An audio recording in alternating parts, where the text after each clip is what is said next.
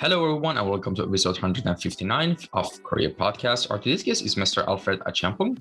He's a freelance character designer and visual development artist from Accra, Ghana. And he's also our second Ghanaian artist, which our first Ghanaian artist was Kofi Ofuso from back in episode 37, and now at episode 159. It's been a wild ride, honestly.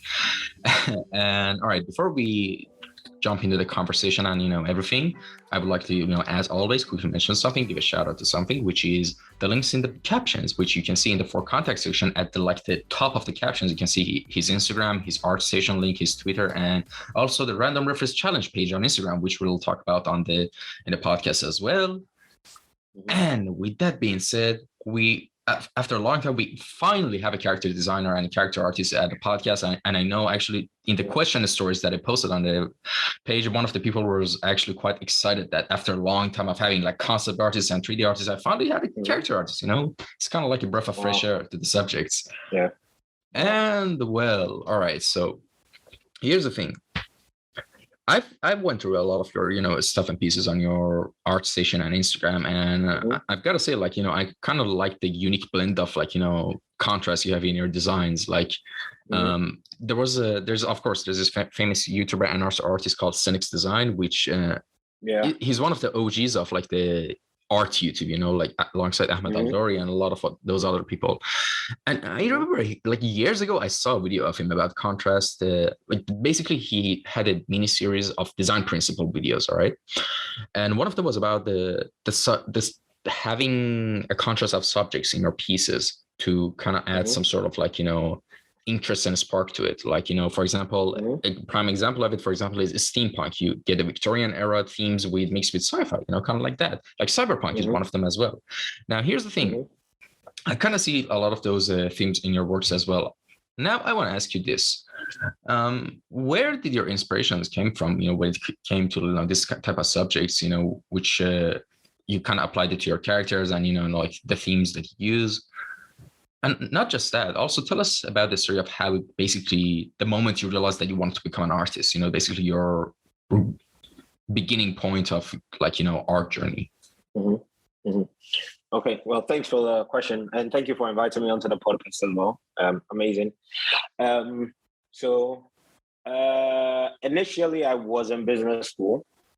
And during my time in business school, my best friend, that is Kofi Ofuso, who you mentioned, also Bakusta on Instagram, hit me up.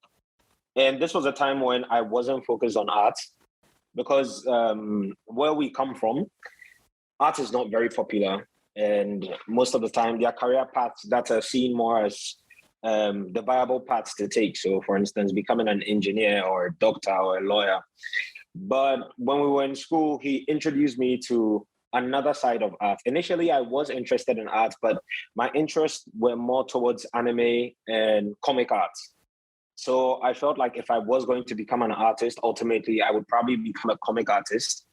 But from the way things were going, it didn't seem like I would get that opportunity to do art. It seemed more like it would be a hobby, something I just could do on the side, but not as a full-time career. So when eventually Kofi introduced me to more of the entertainment side of the art industry with movies and games, I fell in love straight away. I fell in love with concept art. So remember, he introduced me to Bobby Tree, showed me some stuff with Cynics, Ahmed Al-Duri, like all these guys. And immediately I just fell in love with it, started following a lot of their videos.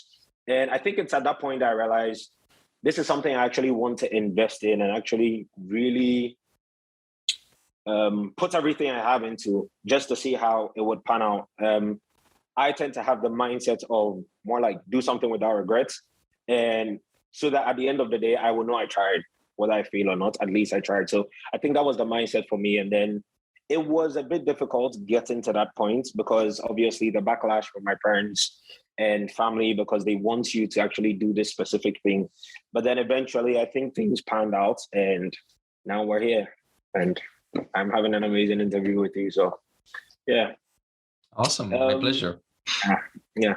Awesome. And I think with the second question about my subject matter, I think I've always liked colorful work. generally. So art that tends to be colorful tends to appeal to me a lot.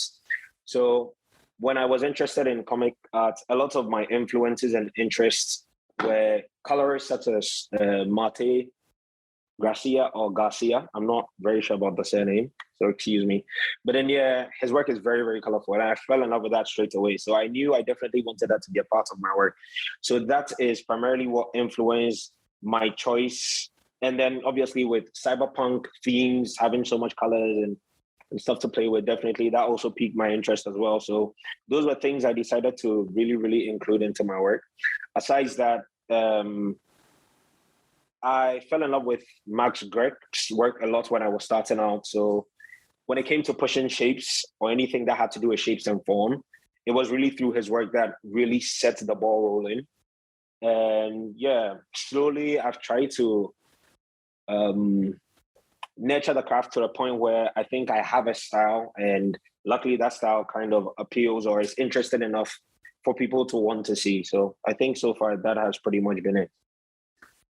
Yeah. All right, awesome. And among the have you been since you were a kid into video games as well, or you're still following the news of the games and stuff? Yeah, I think with most of my influences, I don't think to start with video games were one of the big ones, but I think down the line now I've slowly become more interested in games, and those are definitely also influencing aspects of my work, especially because of ArtStation. When you go on ArtStation, you get hit with so many of the games being developed and how different studios are going about it. So definitely that also plays a part, and it's definitely influenced a lot of everything that I create, really. Yeah. All right, awesome. And here's the thing. Mm-hmm. When you said you faced the backlash of your family, and also basically everything you said is such a common thing, not just in basically in most countries where the economy isn't so good, in those cultures, True. Exactly. Because let's be real, the thing that all the parents want is stability for their child, and of course with these type of discussions usually normally happen with most of the these parents. And I was wondering at what point did your parents and family accepted that it's fine that you're following art? Was it because the most common reason that they become fine with it is as long as they see you're making money of it, you can make a life out of it? That's usually the moment they're like, he can live off it, this, so it's fine. Was that the case for you? Yeah, exactly. For me, it was basically the same thing as well. Eventually when they realized that, okay, well, so what happened was that I ended up doing some work with the studio, and then eventually the plan was that the studio would take me on board full time to work with them. So then once that panned out, obviously it meant getting a regular salary. And I think that's what kind of convinced them. And then prior to leaving school, when I had started investing more into art and actually trying to master the craft a lot more, I realized that I'd started to get jobs because of recommendations from other people. Oh, this guy's actually good at drawing. He can do this. You should try him out. From friends who were recommending me for, little jobs here and there in Ghana. And slowly they kind of realized that, okay, so actually he is making money out of it. And I think because of naturally the way our culture is, it takes a while before, in a sense, you leave your family. Right? Typically for most cultures, that would happen when you get married. So I think at that point in time where I was living with my parents, that also, in a sense, created some sense of stability. So it's almost as if, at the end of the day, you kind of have a place to stay and a fallback plan. So it's not the case where you're just out in the open and you don't have a place to lay your head and everything. So I think once they realized that money was coming through, obviously I had a roof under my head, luckily. So I think it was easier for them to eventually reach that point where it was, okay, then let's allow him to do this. And aside that, I wouldn't budge, because I just knew within me that this was it. This is exactly what I'm supposed to be doing. And I think when they also realized that strong conviction, it was more like, oh, let's let them try it and see how things go. Yeah. All right, interesting. Now, here's I'm kind of intrigued by something I want to ask you is that as someone, that, based on your story that you said, you weren't necessarily I'm not sure, but based on what you said, I'm assuming that you weren't like from the get-go, like, since you were a kid, like super into art and drawing. Maybe you were, I don't know. But from what I'm hearing, that it wasn't your initial path that you started. And here's the thing, not just with drawing, with learning anything, maybe even coding or programming, the first, like, there's a plateau of learning. There's a curve of learning that is really hard to overcome, It's kind of like the only thing that overcomes this is discipline, But for example, for something like, for a lot of things like working out or a sport, they're mentally not that hard. Like, they don't have that mental plateau. You can easily like learn something and quickly do it like 1,000 times. But with art, you need to understand things. Actually, you can't just go David Goggins mode and just do 1,000 of something, and it doesn't happen. And that's what makes it a bit tricky, and kind of like, it doesn't like necessarily require like physical discipline. It requires like a really clear mental discipline, which is sometimes a lot of times challenging. And in your case, how was it for you? Since as someone who didn't have that, as you said, a strong background in art and design, how did you, like, how was the journey for you in the beginning? I think I've always had the gift, if I could put it that way. The talent has always been there. Recently, I actually remember having a conversation with my uncle, and then he was telling me when I was younger, every time they would tell me to study, I would go and draw instead. So I think it had always been there. But then what happened was, like, you go through high school, eventually get into university, and you lose that passion. So that was the same thing. But then I think when it got to the point where I decided to put my mind to it, which is when Kofi came into the picture and introduced it to me. I think at that point in time, there was just that passion stirred within me to actually kind of really figure this out. And also, I think the whole idea of not having a fallback plan and making sure that this works was enough motivation and enough discipline to kind of also prove everybody wrong and try to show people, like, you can't actually do this if you put your mind to it. So, but then, yes, I think, honestly, art is one of the things that especially is not easy to crack. You hit those blocks sometimes and you're trying to produce something, but you're just not getting what you want. But definitely something that helped me on the journey was Kofi, because that having someone to lean on and someone who could critique you, someone who could give you ideas. We've been doing this for years now, over 5 years together. So just having someone next to you to kind of advise you and help push you, share information with you, it went a long way to help. It went a long way. And that's something that I would definitely advise people to have. Like, someone in your corner who shares that same passion, is interested in you doing well, and you basically just push each other and compete on a positive level. So, yeah. Yeah, that's awesome. And that's actually like such a hard thing to come by, not come by, like, to happen, honestly, like to find those genuine, passionate people who are not in what they're doing for the love of it, not because of bullshitting, like bullshit reasons like money or I don't know, those type of stuff, And so good for you. Shout out to Kofi, honestly. Definitely. And here's the thing, like, we talked about a little bit of, how you started and, about your inspirations. And I want to ask you something. In the introduction, I mentioned that, of course, and it's literally in the bio of your Instagram as well, that you're a freelance character designer and a visual dev artist. But here's the thing I want to ask you. Right now, what is your main branch of design that you're focusing on? And tell us about your experience from the start of it until now. I mean, as you said, you fell in love with concept art initially, but then what happened in the process that you then became like a visual development artist and character designer, and how has the experience been? So part of the reasoning behind becoming a character designer was, I feel, for me, the quickest way to arrive at something is with a character. Like, in my mind, backgrounds take too long. I am capable of doing them, but then I feel like they just take too long to finish. So then I think when I just looked at the scene, the concept art scene generally, I felt like this was something that came really quickly to me. This was something that I could do instantly. And automatically that kind of steered me in the direction of doing character design.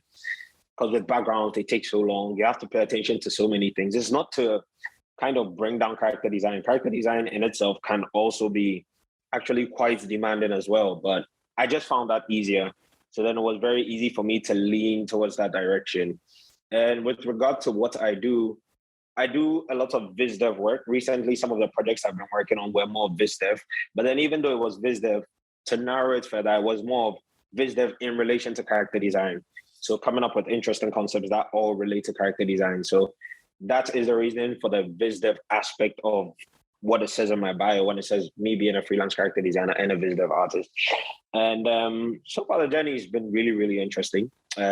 It started out really, really difficult because there was a lot of work that had to go into networking, for lack of a better way to put it, trying to get yourself noticed.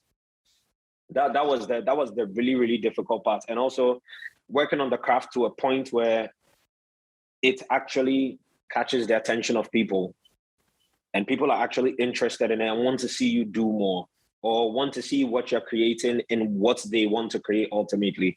That was it was quite a difficult journey, and it meant like hours of grinding and studying over and over again and to be able to get to that point. And right now things are really looking up. I'm excited for the journey that's ahead.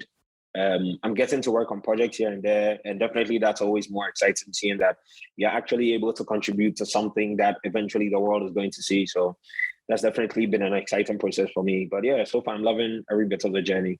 It's not always easy, but I wouldn't do anything else. Like I'd rather like struggle at doing this than to do something else. Yeah. Yeah, honestly, especially the fantasy about the whole like getting noticed part, like it's a bit of a wild subject because but honestly, I think the only attitude anyone is that like just know the fact that quality just is a product of hard work and persistent and a lot of experience, and that's only increases over time. And even if you have like zero connections, even let's say for example you're some introverted person who can't really connect with people or it makes you stress out, like don't worry, if you just focus on your craft, like every human being on this planet has this innate ability to understand and distinguish quality, not just in art, in anything, in cooking, anything. Like you, even there's a guy somewhere that it's not even on any social media or anything, but you see their works, for example, in the gallery, I don't know, physical gallery, for example, like if their work is actually good quality, you can actually see, you don't even need to be like an art critic or something, and that I think is always true. But of course, I mean, if you always have supportive friends and people in your circle to, lift you up, that's always helpful. Actually, a couple of months ago, I interviewed I forgot his real name, but I remember his Instagram handle. Clueless Gabriel. I don't know if you know him. Super cool. Yeah. That's a very good friend of mine. Yeah, super cool guy, honestly. Yeah. And even the coolest part, his grandfather was a really huge illustrator. I was like, whoa. And the thing was, when I interviewed him, he was around 1,000 and 100 and 200 followers, and I was kind of shocked because his page was packed with colorful, detailed illustrations and everything. He has his own style. Yeah. But then something happened which I was kind of amazing, and I was kind of happy for him that happened. He did a 3K do-it-yourself challenge or something like that. Yeah, and it blew up more than anything I've ever seen, even more than some of the stuff that Loish or, for example, Ahmed Al-Douri do, those challenges, huge. Exactly, and it popped his page to I think 8-9K pages. But I mean, that wouldn't have happened if you wouldn't put that years of practice into it, to get that quality. Exactly. So don't get me wrong.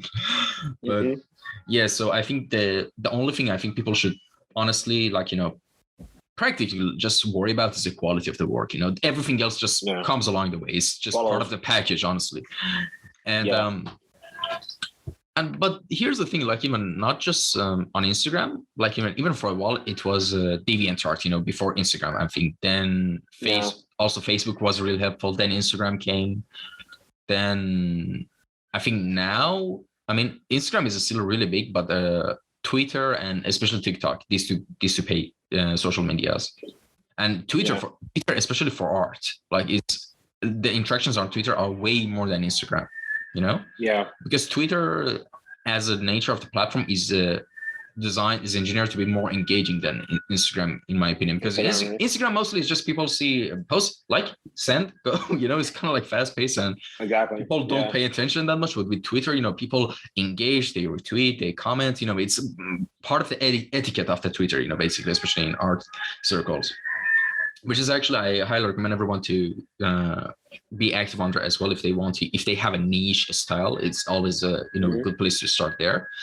And now we talked a lot about, how like your journey and your beginnings, but now I want to ask you something else, a little bit of a technical question in terms of drawing and art. So let's say you want to do a personal project or a commission project, so basically you could give me two answers or one answer, all right, based on the question I'm going to ask, which is, how does your design process usually go anytime you want to work on a new project? And it could be a personal project or a commission project. Basically, for example, imagine you're going to work on a set of characters or a character.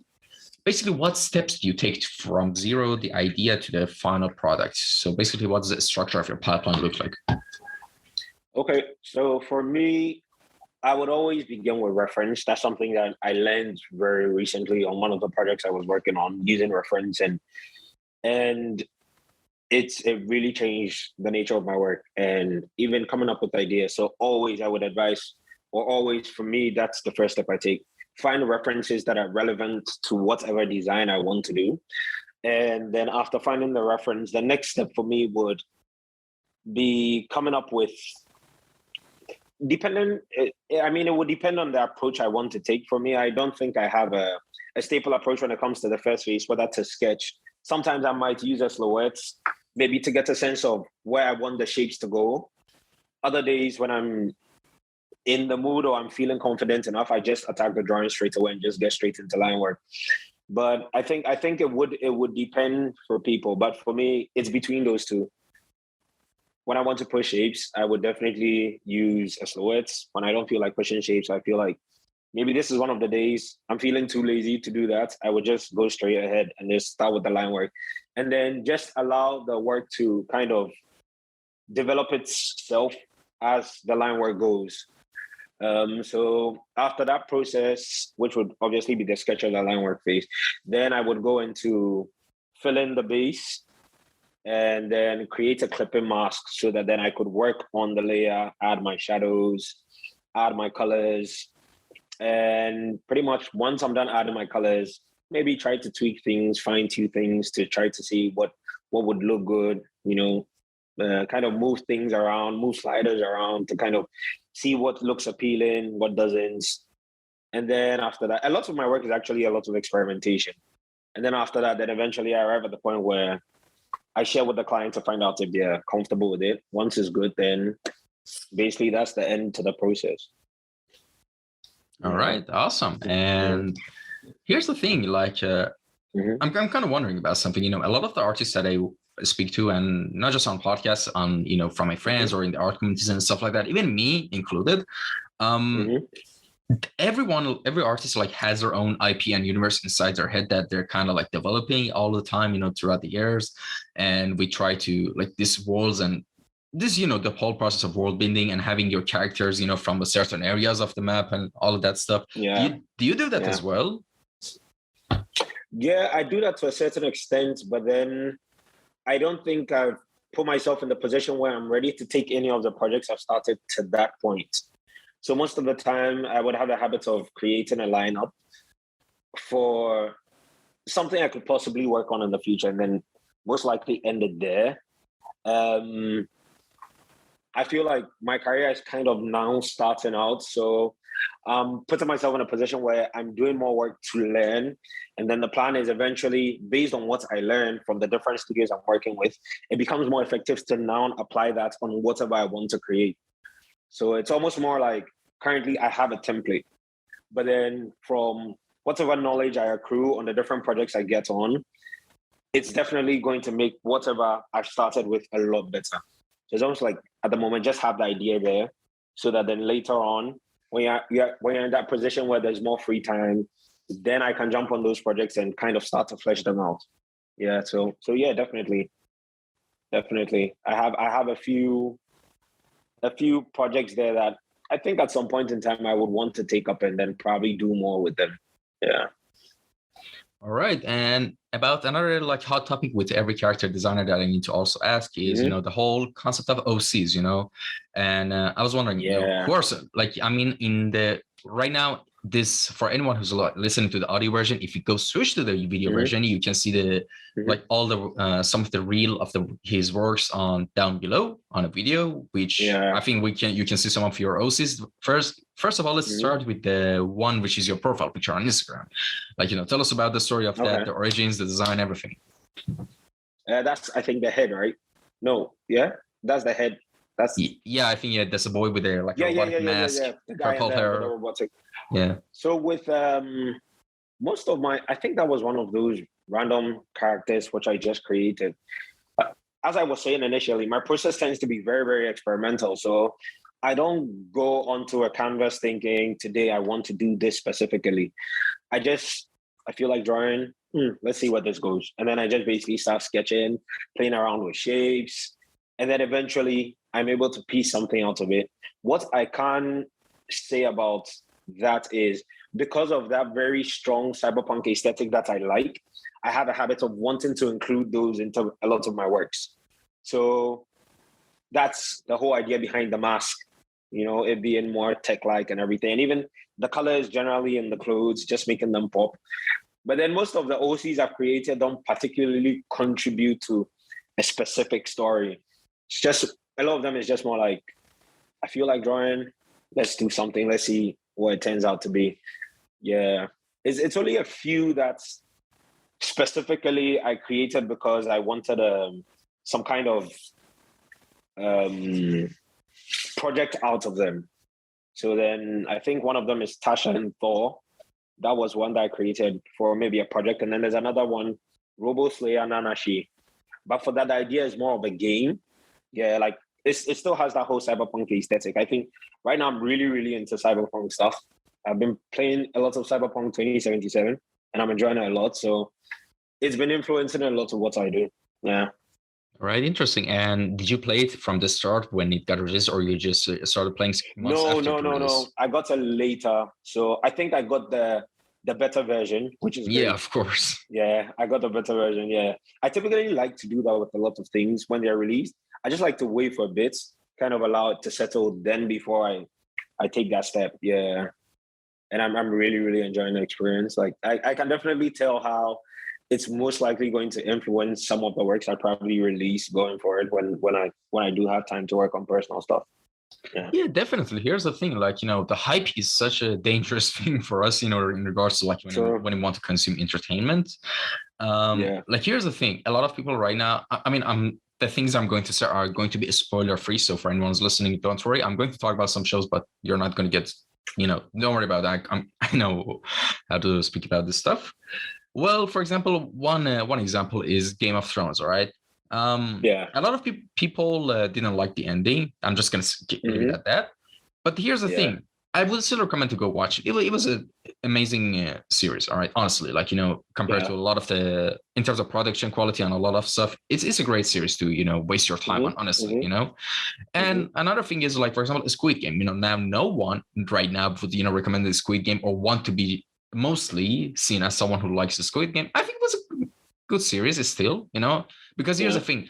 At the beginning, initially, before all the huge hype, and all the hype and all of that, everyone was like, yeah, this is such a cool game. Everyone was sharing it. But when it became super popular, I was like, no, it's actually not so good because of this technical reason. They became like that, and that's like, not just with the Squid Game, everything. But yeah, it wasn't perfect, but it was still a good series for someone who, like, just don't listen to the hype, go experience it for yourself. That's what I'm saying. With Cyberpunk as well. It was a bug-ridden, just clusterfuck of a mess of a game at first, There was a lot of bad reviews and everything. Of course, there was so many crunch time. It was a little bit too ambitious. They didn't manage the resources too much. That's why it kind of like became like this. Like, there were so many issues with, memory management and all that. So, for example, your camera is here. Then when you twist your camera here, the NPCs are gone, So there was a lot of those issues. Like, it's just the tip of the iceberg of bugs. But honestly, when you see some reviews, I think right now at Steam it's like mixed reviews. I haven't checked it for a long time, actually, the Steam page of it, but I haven't played it because I'm kind of not in the mood to play this kind of huge games anymore, and I just play my old games out of nostalgia right now. Yeah. And but honestly, if I had time, I would probably play it. I don't care about the hype because I like RPG games, but about the recommendations that I highly recommend anyone a game to play is Valheim. I'm not sponsored by them. I don't know if you heard of it. It's actually relatively super cheap, but the content is so much, and also it's so much content for just I think for in US on Steam is $20, but for other countries where economies, of course, is on Steam is based on economy, the prices. And I think even for you must be pretty cheap, for in Ghana, I think I assume because it's not going to be $20 in Ghana or Turkey where I live, and it's an amazing game. I love it honestly, and. That aside, the point I'm trying to make is that don't listen to the hype, experience it for yourself, just with anything. Yeah, I agree. Yeah. Try to look into it first. So actually, I'm going to give you the craziest example right now, a story about this whole cycle. It's actually a psychological thing, honestly, because at 2012, I don't know if you remember, there was a horror, famous horror game that kind of spread all around the internet called Slender Man. I don't know if you... Do you remember that? Yeah. Did you play that at 2012? No, never did. Oh, all right. I don't think I've ever played any horror games. Oh, interesting. Interestingly, yeah. But honestly, here's the thing. This is actually an incredible story for me as well because of that was one of the main points in my life where I realized, all right, I'm not my brain because my brain is a different entity, Here's what happened. Exactly. I started playing it. I was like, oh, there's so much hype on 9gag. At the time, 9gag was so this still is a big page, and it's the social media entity. But at the time, it was much more popular, right? And it was all over 9gag and everything. So I downloaded it, right? It was just 40 megabytes. I think it was so light and it was free, right? And I played it, right? And in the game, of course, you need to collect. You're in a park. It's dark. Your battery runs out. It's so intense. There's this tall. Just creepy guy chasing over you, and you need to collect 8 pages in this park where there's buildings and bathrooms. And here's the thing: when I started initially playing it, I know it was supposed to be a hard game, but I was clueless. I was like, all right, I need to collect 8 pages, all right. And every time a Slender Man shot, I wouldn't be scared. I would just go run into him. I was like, hey, why am I losing? I wasn't scared, all right. It was static, and I was like, and when my flashlight would suddenly go out and I turn it on again, I wouldn't be scared when he shot. I would just go right straight into his face. I was like, wait, why am I dying? And here's the weirdest thing, honestly. At the time, I think I was 15 years old. It was 10 years ago, approximately. And when I saw people, for example, PewDiePie playing it or other stuff, when they get scared, something happened in my brain. I couldn't play it like that before. Whenever I started the game again, I was scared. I was like, oh my God, I don't want to see him. It was me. Yeah. It was pre-hype my brain like that. I was like, oh, all right, that's the Slender Man. All right, cool, I'm dead. And it wasn't scary. But now I feel the intensity after that. And I think it could count to a lot of other examples like this as well, Yeah. Which is kind of crazy. Sure. And have you ever had any experiences like that? Not just with horror, just in general. Yeah, I think it does kind of generally happen where because of the hype of something, you tend to kind of join the hype, basically. One or another. Yeah. But then I do agree with you 100% that it's more about checking something out for yourself to see if you do genuinely like it or not. I think generally we live in a world where people like to follow the status quo and be part of the crowd rather than have a different opinion. So I feel perhaps that's probably also a problem. And also there's a sense of security in numbers. So it's why not agree with everyone else rather than have a different opinion or have a view that doesn't agree to what everyone else is saying. But for me, generally, I look at things kind of the same way you look at things, which is when there's hype around something, I typically like to look at it for myself. And then after watching it, then I would say, yeah, this thing was good, this thing wasn't good. But I do feel like some of the things that have been hyped, I would watch and then I'd be like it's okay. It's not amazing. It's pretty okay. Yeah. Yeah, exactly. And that was actually, I think, my most interesting story for me as well, because I'm kind of amazed I don't even know what happened in my brain. It's that your brain is part of your whole existence. Mm-hmm. But it gets weirder when you have this experience that I'm not exactly my brain, Yeah. It's just a part of me, Yeah. And all right, so I want to ask you a question, which is kind of a quite one of the most challenging questions on the podcast. Don't worry. I think it's nothing personal question or anything like that, which is, no problem. who are your favorite artists and designers that have inspired you the most? I know artists are not good with names. They're good with images. I know that, but the point of this question is the first names that pump into your mind. Who are they? So basically, I think to make this easier for myself, I probably use their Instagram names because it's easier to remember them by their Instagram. And I think people can also follow them that way. So on the top of my head, definitely start with my best friend, Kouryer. Definitely one of my favorite character designers as well. I love the content he creates. Max Greg, definitely up there as well. I think his work really shaped how I create as well. And basically that was like the launching pad to kind of discover my style. Even Mel, one of them, Michael Uwandi, Phil Boots. There are really too many artists to mention, but Gabriel as well, Clueless Gabriel, amazing. Marseille Seki, Michael Relf, who I met pretty recently, but then his work is amazing as well. He's a great animator. Prashan, he does a lot of 3D stuff. Amazing work as well, also on Instagram.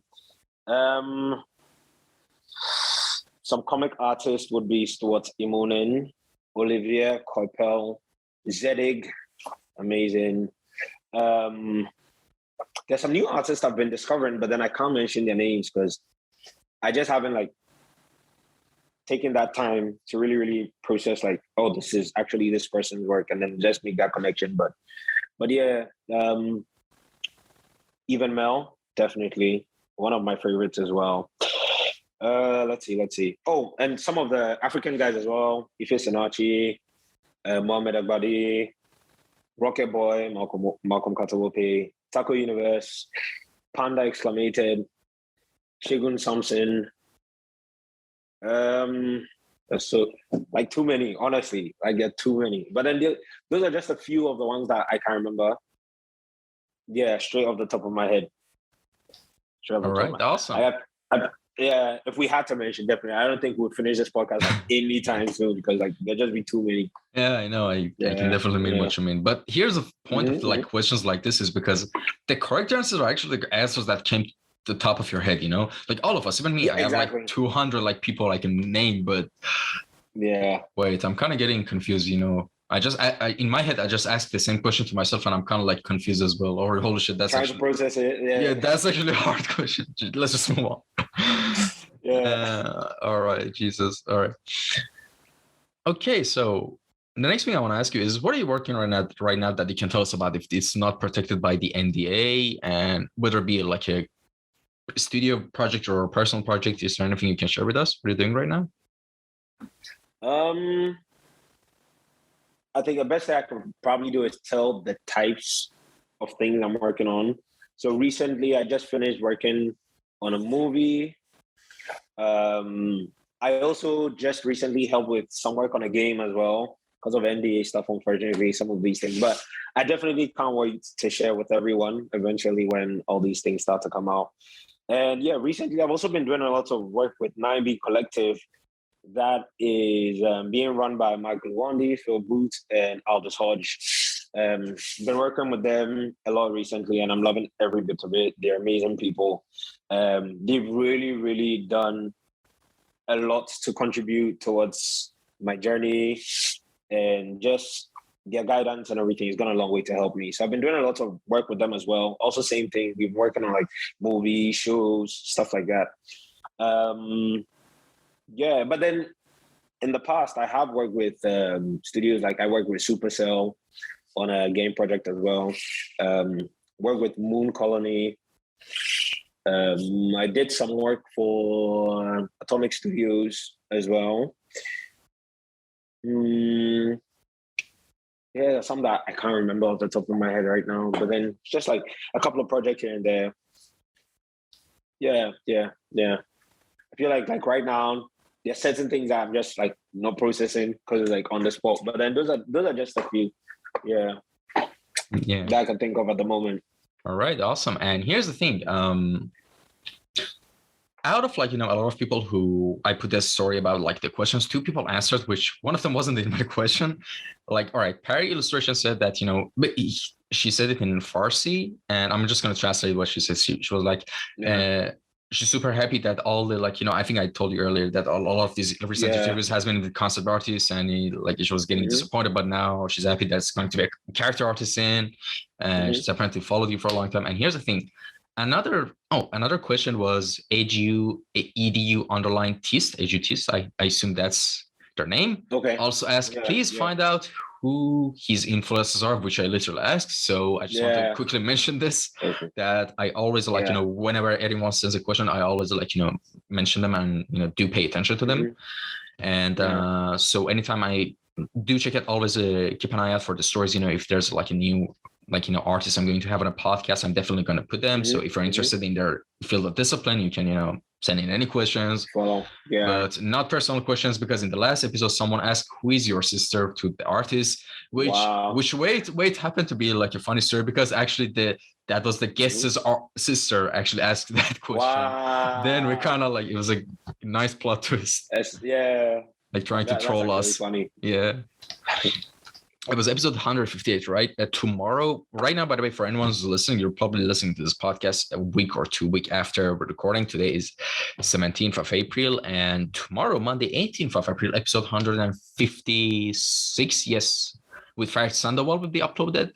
Then after the episode 157, there 158, which was the guy who his sister was mentioned as a question. Now we're at episode 159, which is recording is being recorded at our April 17th, which is going to be uploaded roughly at a week and a half later or 2 weeks later. But we'll see. I'll keep you guys posted. Don't worry. Wait, why do I say I keep you guys posted? This is not a live podcast. Wait, my brain just messed up for a second. This stuff happens. All right, so we talked a lot about art and art questions and all that stuff. Let's take a break from them. All right, let me ask you something else. Awesome.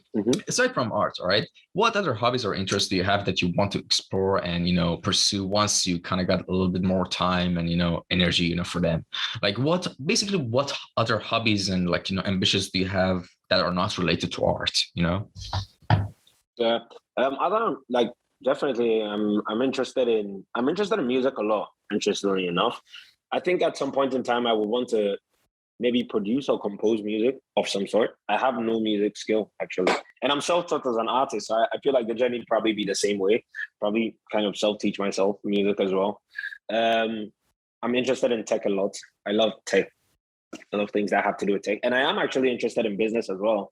So I feel like the business school wasn't in vain. But then at some point in time, I definitely want to diversify and try out setting up stuff, not just limiting it to setting up a studio per se, but then other things related to business. I don't know specifically what. I feel like maybe to a certain extent it would be in tune with the art industry, because it's something that I'm passionate about, and I think that's the best way to go about things. If you want to create something, it's always best it's guided by your passion. Other things. I like movies and stuff a lot as well. I can't mention any favorites off the top of my head, but then definitely anime is also a thing that I'm interested in. I mean, that whole scene, I guess it's the same thing I do anyway. It's my craft, so then it kind of makes sense that interest is there to begin with. But what else? Oh, I love watches as well. A lot. I actually like watches a lot. There's always been something that I've always liked. Watches, fashion, all those things are things that interest me. I think one way or another, they all tie in together because it's easy. In a sense, they're all artistic, one way or another. Because fashion in itself is art. It basically is connected to everything that we create and we do, and it actually influences the things that we create. So fashion is also another thing as well. But I think those are a few. Interesting. Things, yeah. All right. Yeah. And here's the thing. All right, one last thing I forgot to ask you was about the random reference challenge page. What's the story of it? What's it about? Could you tell us? So random reference challenge came up through the Lightbox Discord. It was one of those days when I didn't know what to draw, and I was in the Discord chatting with my friends, and then I basically just asked them, "Yo, you guys should just tell me some random things." and then let's see if I can just put them together and create like some kind of interesting character out of them. And my friends on Discord at the time, Fish, Kofi was on there, Weena, a couple of them, Gabriel was on there. He just gave me ideas, and then I put the ideas together on a page to use as a reference board. And then I just created a character out of it. And then after doing that, I did another one. And when I did the other one, a friend of mine, Marseille, was like, oh, it would be interesting if, this was something that we could do more regularly, just as a way to kind of challenge ourselves, And then at that point in time, it became more like, why don't we then make it more public? Like she suggested the idea of, well, if you want to make it public, let's try Instagram and then see how it goes. And so that's exactly how it kicked off. And the plan is every single month, I will generate a couple of prompts, put it together, kind of like what's on the page. And then anyone who is interested can join in and just have fun, create some wild characters. Yeah. Can I give you a idea? Because I have like a really amazing... Yeah. I think you guys should, I know all your schedules are probably packed and busy as hell. I understand it, but I have this really interesting idea for a stream on Twitch, especially, or YouTube, doesn't matter. But I think it also would work on Twitch. Imagine there's 4 screens at each side of the screen, all right? For example, there's a one screen for artists, for example, and the middle, there's a big screen. Yeah. And everyone sends it's random image they find, and just someone else on the screen just adjusts it in the middle of the board, and based on those references and prompts, everyone starts drawing in their own style. Yeah, definitely. That's a great idea. Honestly, that's a great idea. I would watch that. Honestly, I would watch that. Not just with character, with the environment and everything. That's actually cool. Mm-hmm. That's actually a great idea. Yeah, that's actually a really, really amazing idea, because I hadn't even had the idea to think of maybe streaming it. But then that's actually a really amazing idea. It could even start off from me streaming when I'm actually creating the characters that I work on, and then eventually invite artists to come on board. Exactly. Actually do it as well when we have time, maybe during Twitch, and then a Twitch stream. No, honestly, you guys should... Sorry for interrupting. Go on. Sorry. No, I was just basically saying, as you're saying, it could even work in an interview sense where you're drawing, asking the artists questions, have them on board joining. That's actually a really, really amazing idea. Wow. Yeah, not just that. I mean, honestly, imagine. First of all, here's the thing: if you wanted to be actually, it's my humble opinion. I wouldn't consider myself an expert in anything, by the way. Just saying, putting it out there. The thing is, first, you should have a squad for yourself, something consistent that people everywhere that comes back can see and be familiar with. That's one of the, I think, main unspoken rules of content creation for something for people to stick around. For example, let's say, I'm just spitting out ideas. For example, you, Carlos, Gabriel, Kofi, and a bunch of your other friends that, for example, you do this reference art challenges would be the main stable of this channel, and you do this channel together, by the way. Then, for example, you could do challenges, start challenges like this, and all of you could, for example, give shout out to the stream links on your social, so it would, gather actually a lot of people at the beginning. Yeah, true. Then after that, when you do your first streams and stuff like that, and you do that, now there's this potential after 2, 3, 4 episodes or streams where you have garnered a little bit of buzz. Even just 50, 60 viewers is enough. It's more than enough for the start, in my opinion. But then, for example, you can then bring on, different artists that people follow. Then you could do prompts together with include their style as well. It could be a whole thing. And in general, I think you guys should do it, honestly. Yeah, definitely. I love the idea. Yep. I really, really love the idea. I think it's definitely something to follow up on. Thank you. Thank you. That's actually my pleasure. I appreciate it so much. My pleasure, honestly. And all right, we've reached the final question of the podcast, or final section of the podcast, which is called final words. This is all right. Let me explain. Imagine in a short amount of time that you have, it's kind of imaginary, hypothetical. What's the word? Imaginary scenario. I'm just gonna hypothetical. Yeah. Yes, right. That my brain doesn't work at this moment. You had a limited amount of time to say anything as a human to another human being, and who that human being might be. That's anyone who is listening to this or watching this podcast at any point of time in future. And basically, you can say anything. For example, imagine we're all in a space station and you're pod is basically getting locked and be sent to space, or just dramatic scenario or something like that. And you have your last words to say. What would you say? Off the top of my head, I'd probably say live without regrets.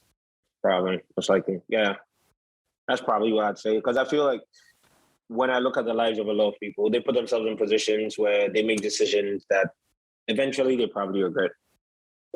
And I think life, that's my personal opinion, I don't think life should be lived that way. I think for a lot of people, it's because they're scared, they're insecure about certain things. But then I think it's always important to put yourself in a position where you have nothing to lose, when you try, you have nothing to lose, really. At least at the end of the day, you can't say you tried. So yeah, definitely I tell anyone live without regrets. All right, awesome. And thank you so much for that answer. And well, we've reached the end of this episode. It's 159. It was a huge pleasure. Thanks so much for coming by. Where can people contact you if they had any questions or wanted to say something, want to say hi, What's the best way to contact you? Yeah, basically? Best way to contact me and definitely get replies, most likely Instagram. I'm pretty active on Instagram. Yeah, so definitely that's the best place to contact me. For other places, if it's my email, I think emails are definitely for more serious stuff. So I feel like if someone wants to contact me, it's not serious, just hit me up on Instagram instead. But then if it's a more serious thing, maybe you want to learn something, maybe you want to find out my view on something that would help with your craft, or you wanted me to check out something, if it's your portfolio or something of the sort, then it's fine if you send that to my email, which is on Instagram as well for everyone to see. But if it's just randomly saying hi or just want to chat, find out my journey some more and stuff like that, you can hit me up on Instagram. That's okay. Yeah, you can listen to the podcast. I mean, that's one of the best things about the podcast. Exactly. Yeah. Exactly. Because even one of the people who, one of my guests from I think 70, 80 episodes ago, I think Ali Chanari, he's Iranian as well. He's a big time art director right now in Toronto. And we recorded the episode in Farsi and he did that in English as well. So, it would kind of serve as an FAQ for, people who curious about their art, So yeah, that's one of the neat things about that. It's also super helpful for the artists as well. And well, we've reached the end of the conclusion of this episode. I hope you all enjoyed it, and stay tuned for a lot of his upcoming projects that's going to happen, since our NDA. And with that being said, take care, everyone. I hope you're having an amazing day and week. And until next episode, which is going to be in 3 weeks or 1 month because I'm lazy right now. Bye.